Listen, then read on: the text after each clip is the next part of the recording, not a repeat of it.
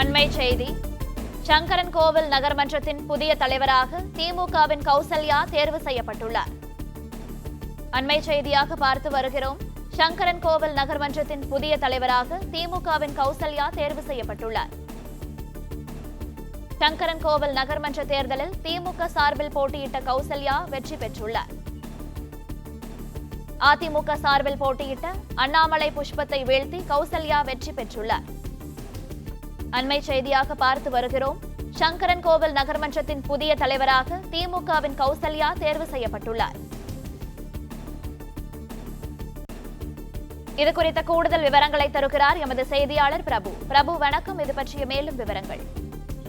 28 கவுன்சிலர்கள் திமுக சேர்மன் உமா மகேஸ்வரி மீது கொண்டு வந்த நம்பிக்கையில்லா தீர்மானத்தின் மீது கடந்த ஜூலை 17ஆம் தேதி வாக்கெடுப்பு நடைபெற்றதை தொடர்ந்து உமா மகேஸ்வரி தனது பதவியை இழந்தார். அந்த நம்பிக்கையில்லா தீர்மானமானது வெற்றி பெற்றது. இந்த நிலையில் புதிய நகர்மன்ற தலைவருக்கான தேர்தல் இன்று நடைபெற்றது. இதில் 22 நகர்மன்ற உறுப்பினர்கள் வருகை தந்த நிலையில் முன்னாள் சேர்மன் உமா மகேஸ்வரி மற்றும் நகர்மன்ற உறுப்பினர் விஜயகுமார் ஆகியோர் வரவில்லை. இருந்த போதிலும் 28 நகர்மன்ற உறுப்பினர்களை கொண்டு தேர்தல் நடைபெற்றது.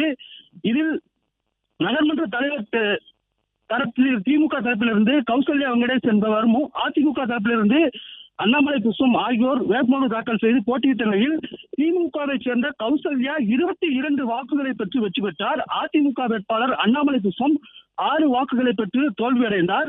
சங்கரன் கோவில் நகராட்சியின் புதிய நகர்மன்ற தலைவராக திமுகவை சேர்ந்த கௌசல்யா வெங்கடேஷ் வெற்றி பெற்றதை தொடர்ந்து அவரது ஆதரவாளர்கள் கொண்டாட்டத்தில் ஈடுபட்டு வருகின்றனர்.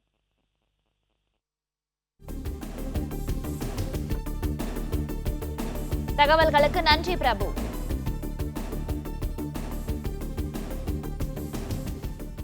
பிளே ஸ்டோர் மற்றும் ஆப் ஸ்டோரில் இருந்து பாலிமர் செயலியை QR கோடு மூலம் பதிவிறக்கம் செய்யுங்கள். செய்திகளை உடனுக்குடன் பெறுங்கள்.